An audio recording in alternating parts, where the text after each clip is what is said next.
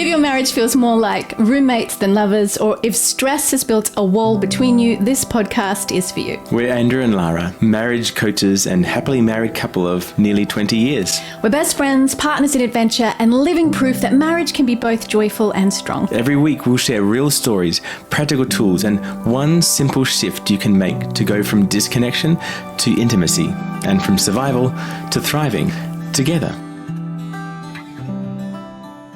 You're not fighting, you're just tired of trying.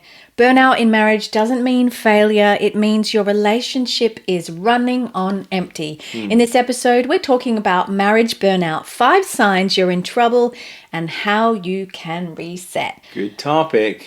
Good topic, all right. There was a season when every conversation in our marriage felt like managing a project. We have had this in a massive way. Meals, bills, kids. And even though you're sharing life together, it's not sharing connection and intimacy other than the functions and all of the things you've got to do. And the time this showed up the strongest for us is when we moved to the US, and it felt like one thing after another, didn't it? It's like we've got housing applications to deal with tonight. We've got visa stuff we're dealing with, green card applications. We've got where are the kids going to go to school, filling in paperwork for that. Which insurance company are we going to get to? It was endless. The list just never stopped. And then they compounded. They split up to 5 new tasks. And, you know, I think this is a common thing. Yeah. People know this feeling. Put it in your context. It can be like this. What, another thing? Tonight that I got to deal with? Yeah. So let this be a good message that this is across the board. Many people feel this. Many people have this. People manage this in different ways. And this can really affect your life. Be something you react to, or you can do something to really put this in its place. Yeah. And have something to manage this it's better. It's true. It can feel like sometimes you're on the, how do we say this in sport? The defensive? Yeah. Is that when you're like fighting back all the time? So it's like in pickleball, I'm like, boom, boom, that person's serving out all this stuff. And I'm like pickleballing it all back. And rather than I got control, the ball, I'm controlling where the ball goes. I don't know sport metaphors. Do you want to, She's saying that we can either be on the defensive or if we could choose to be on the offensive. And then we can direct where the problems are going and where the things are going to go in our life. And we have more control over what's going on amongst life, which can throw you a lot of curveballs to the point of being on the defensive only and just reacting rather than proactively doing things to get things in line in our life. Then we'll always be behind. That was a nice way to say it. So emotional signs that you could be in burnout are things like just constant irritability, like you are snapping all the time. With irritability, it's so interesting because my children have quite a high level of emotional awareness. One of the things I do a lot as a mum is I sort of side coach them when they're in the middle of an argument on good communication skills. So I'll kind of go, oh, just pull back a minute. Like, this sounds so cheesy saying it, but it's not quite like this in the act. But she's losing the plot right now and he's losing the plot right now because he's scared. Things like this, I will kind of shed some light on because I know that it'll set them up well for both adult relationships but also for their own marriages, that they're going to have a deep level of skill.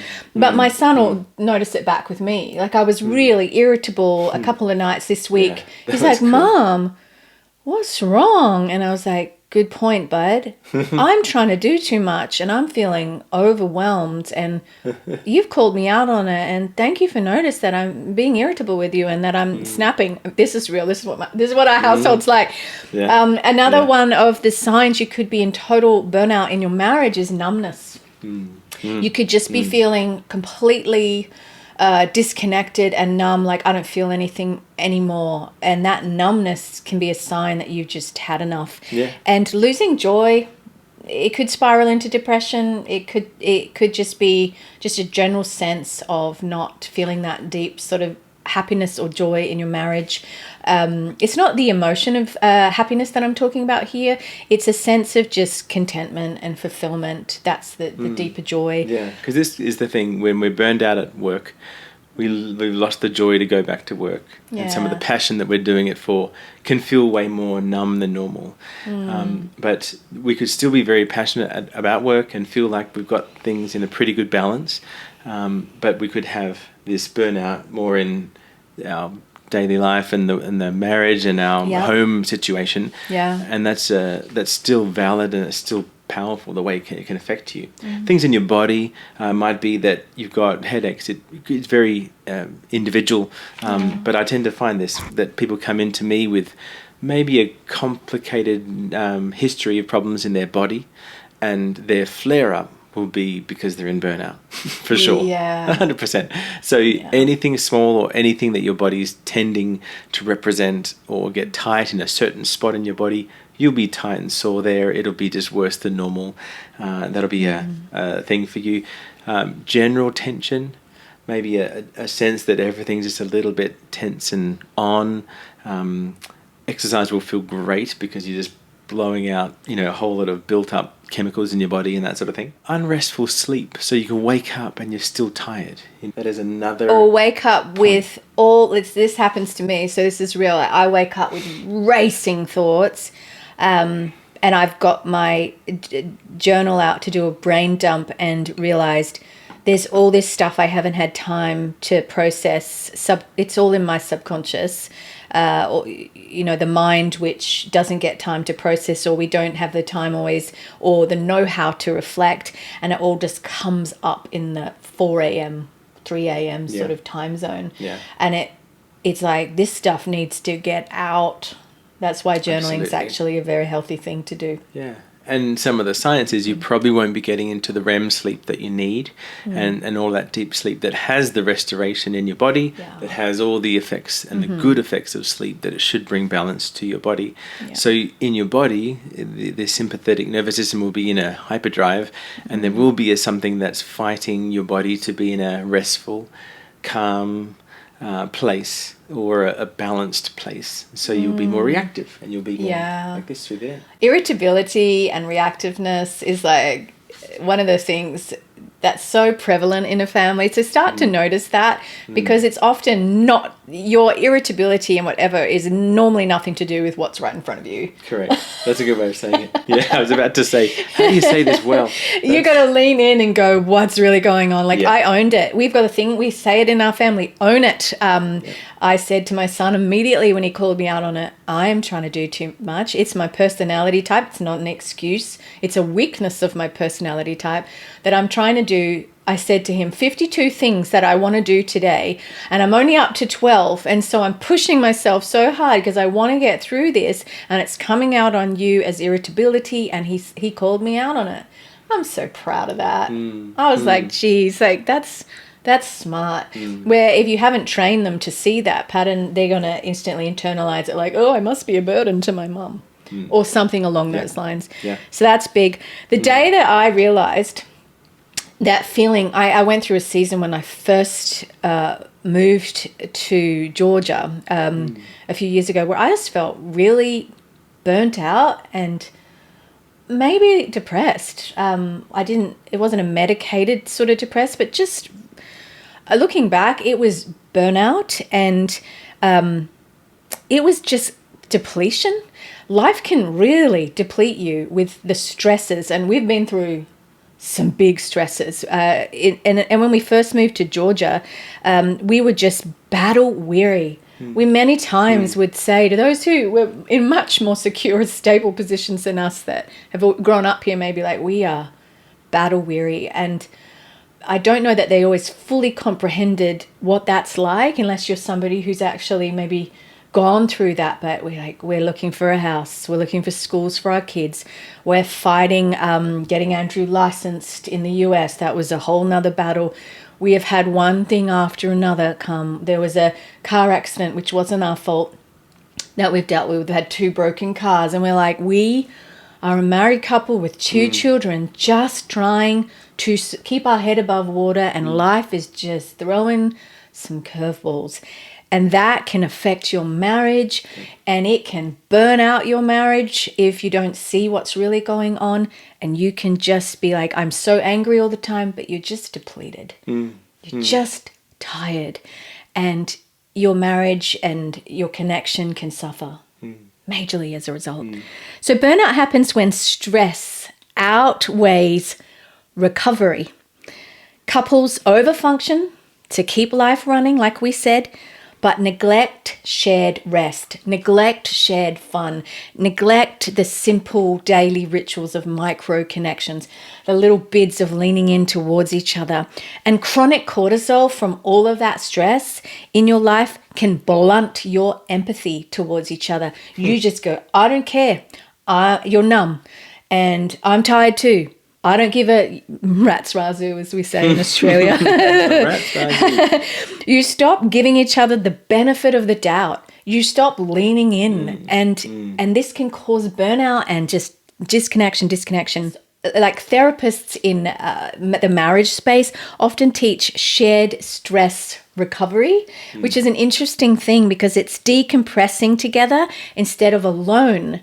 So decompressing alone might look for a male. I mean, these, as you know, can go either way, but it might be just coming home, grabbing a beer, watching the baseball, not engaging with the family, eating a packet of chips every single night. And this could become your daily decompressing ritual, not knocking it. But that's one look at what a decompressing ritual is. You don't realize it's a ritual, but it's what you're doing every day. Therefore, it's a ritual. There can be healthy decompressing rituals, like a nice soak in the tub with a candle, listening to some nice music, those things which we would call self-care. There can be unhealthy decompressing rituals in a marriage that you do alone. But couple therapists actually often say, what's one that you could do together? What's a decompressing ritual that you could create, or a habit that you do together? And it could just be like 10 minutes of your day. Yeah. It's probably a good point to just recheck what you're doing. And if it's, beer, chips, just remember that is providing relief and comfort for the burnout that you're going through. So just be kind to yourself. If you're feeling overdone and there's so many things you're dealing with in life, it's more like getting ahead of this and being on the offensive is to say, we're under a lot right now. Yeah. So there's more for us administratively to do. Yes. And so this week, let's just snag this time to connect. Let's go and have some fun over here, and let's do some administration here. And so you can just deal with the thing offensively rather than defensively. Just, I'm overwhelmed, I'll grab those things, or I'll run to drink, or I'll run to food, food numbing behaviours and all of that. And all of them in there have their place within the right balanced ways. And we don't want to knock that. Like Andrew said, be kind to yourself, because life can be hard. It can be exhausting. Yeah. But what we want to help you lean into is the shared decompression rituals that you could bring in that are new. And we've said this before, whenever you bring in something new, you're going to be like, that's weird. I don't do that in my marriage. Pause for a second. I don't do that. Fixed mindset. Growth mindset is, actually, I could try something new. I could print this out, stick it on the fridge. We have done this. This is what we do. Let's try this new little micro habit, because something needs to shift. Because definition of insanity, doing the same thing over and over again. In marriage, coming home, let's numb out again. Let's do it again. Years go by, decades go by. You're disconnected. Your marriage sucks. It's like you could have gone back and said, actually, the growth mindset is try something new. So I'm challenging you with that, because the reframe here, as a coach, I want to say you can reframe the way you think, is that you can't connect from an empty tank. Restoration isn't selfish. It's actually marriage maintenance. Like your car needs maintenance. I don't like that metaphor too much, because marriage relationships are so much more complex than a car, but things need maintenance in your life. Your lawn needs maintenance. How much more then does your marriage need maintenance? So instead of just decompressing through the decades of your life and the years of your marriage alone every night, doing it your way, how about one 10-minute little decompress that you could do together? What might that look like? Well, we did one this week. We had a cup of tea, we had our cheese and crackers, and we just talked and sat on the couch, looked out the window. We've walked together. It doesn't even have to be the same decompression thing that you do every day. The fact is that you do it, that you try it. Yeah. So tell me about the body, mind, heart lens and how we might lean into the fact that our body is communicating to us all the time. A good thing is to start with your body, because sometimes the feelings are overwhelmed, or we can't quite see the forest for the trees, is the good analogy. Yeah, it's a good one. Right? You just check out your body. You're going to all feel different representations. Like I said, burnout can be in many different things that we could feel in our body. So just take a little check.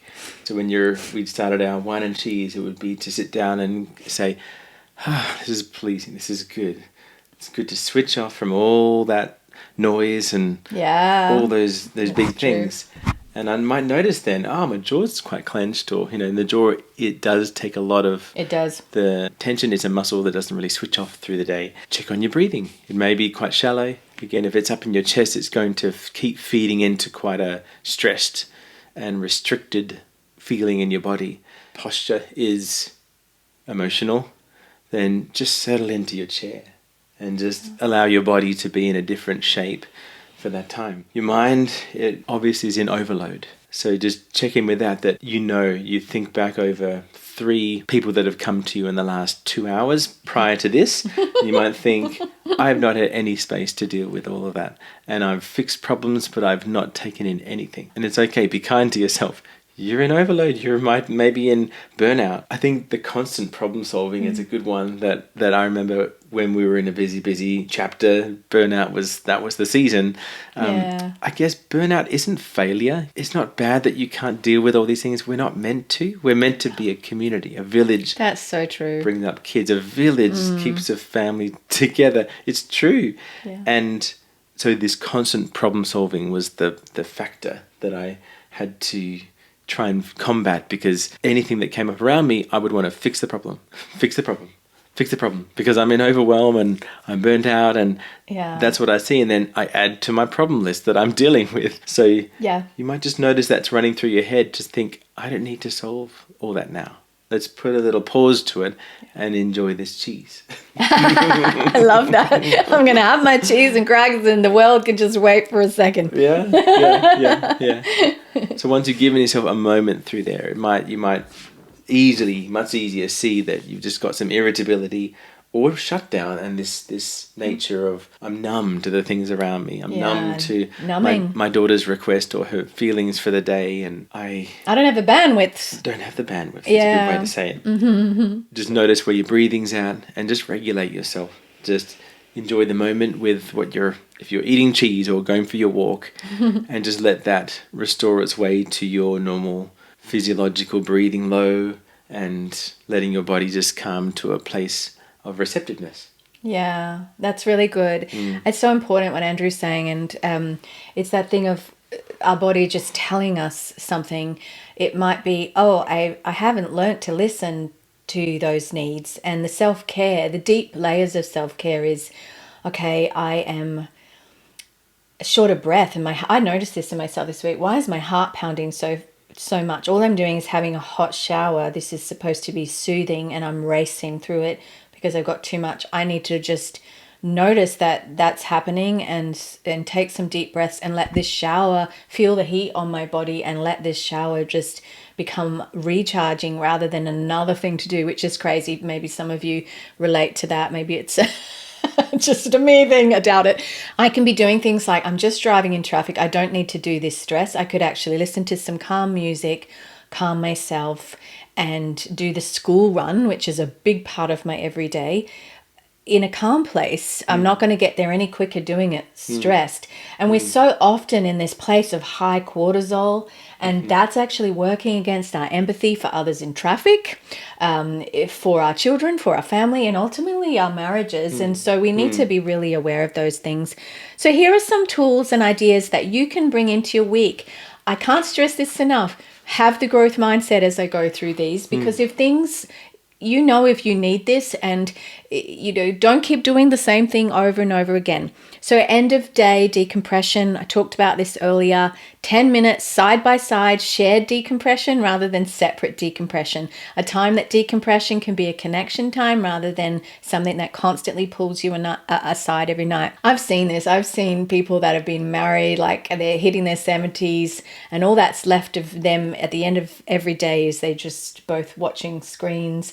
There's nothing else. They haven't got that shared sense of purpose and service in their life, and it's ultimately, to me, sad, but it's also a call to action for many things. There's a lot of side conversations I won't go into on that, but what I want to say is if you start these decompression, no matter how long you've been married, no matter what your age, it could be lighting a candle together, having that cup of herbal tea, putting some music on and saying, we're going to do this every day, just this week, before you start screens, honey, before you go into your 6 episodes of whatever it is you're watching on Netflix, can we try this? Please be a team on it. Often it's one person doing it. Remember those, if there's a bid for connection, the couple that leans in and is sensitive to that is going to be a healthier marriage than the one that's like, that's lame, don't want to do that. That fixed sort of, I'm not going to work with you mindset is not healthy in marriage. You need to work on that. It's something you need to grow in. You wouldn't have done that when you first got together if they said, let's show up. So don't do it now. So have some silence. You don't even have to talk. That might be a relief for some of you that don't want to. You don't even have to talk. And you do not do problem solving in that time. It is decompression. Another thing could be that a shared rest ritual could be a Sabbath hour. What that means is you put your screens away, you turn off devices, you could do a walk together, you could do, if you are someone of faith, you could pray. It's like an off-duty time that you're like, this time is purely connection time. It doesn't have to be, again, talking. That can be for another time. It can just be something that we do to help calm and soothe the stress levels. Yeah. I mean, if the sunset's happening, go and sit on the chairs and watch the sunset. When you were young, did you sit on the roof and watch the stars? And I think it's just, we can be as creative as we want to be. Yeah.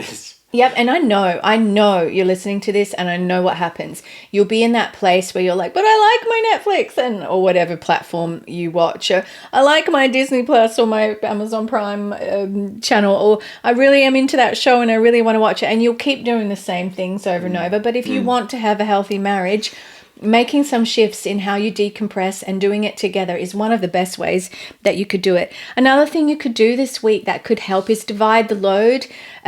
Share one mental or household task this week to free your bandwidth, rather than it just is always that person's job or that person's job. You have a lot to do. Maybe you could do it together. Andrew's really good at this. Like, I'll be doing the dishes or the washing and he'll just come and try and help me with it. It's just, that's his nature.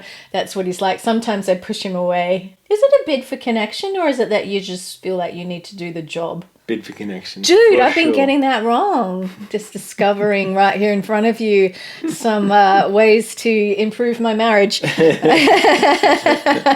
Okay, next time you come and help me with the washing, I'm just going to let you stay. I thought you were taking over, but you're like, you just want to connect with me. Yeah. Oh, discovery. Look at that. Beautiful. I love that. Another thing is weekly repair ritual. You could, for example, do a weekly repair rituals, close each week with appreciation or affection and reset the tone. So you might decide, you might be too tired on a Friday, but choose a time.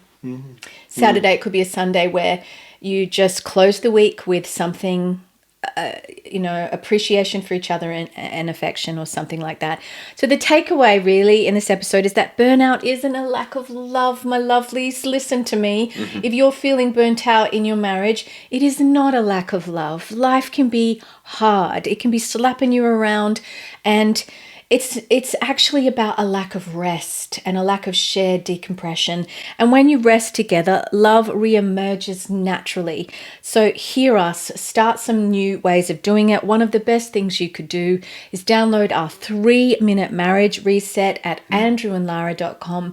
It is a PDF. Print that thing out, stick it on your fridge, start your decompression ritual together with this. Put a candle on, make a herbal tea or whatever you like to do, and just do this ritual together and do it for 7 days and just notice. Is this connecting us better? We've given you a tool. It's free. Grab it. We want to help you guys. This is an intentional rest that we're trying to say that it's so normal for burnout to happen and to be part of your life. But there is a way through, and there's a way through together, and that's simpler than you think. Yeah, it is. So try any 10-minute little decompression ritual tonight. Our one is, you can do it in 3 minutes, but sitting together and again, not using that time to problem solve or work on your finances. This is just purely decompression. Pause for a minute. Whatever platform you're on, we would love for you to hit subscribe or share this with another exhausted couple that you know is going through what could be burnout. We are new. We're getting the word out. If you can take a moment to leave us a review, it would help us. We are on YouTube, so you can see us physically if you like to watch, or we're on all of the podcast platforms, Spotify, Apple, Pandora, all of those. And you can also subscribe and leave a review there. We are with you in this. We are here to serve marriages. We have a massive vision. We've recently started not-for-profit Creative Restoration International. We have a vision to help homes heal and be transformed. So from that place of healing, you can go out into the world and have a shared purpose, use your creativity for good, because man, when you are healthy in the home, life is such a freaking beautiful adventure. Amazing. We've lived an adventurous life. It hasn't been without challenges, but it has been adventurous and beautiful, because when your home is restored, you can do so much more in this world rather than putting out the fires at home. It matters. We're with you in it. Thanks, friends. Bye. Bye.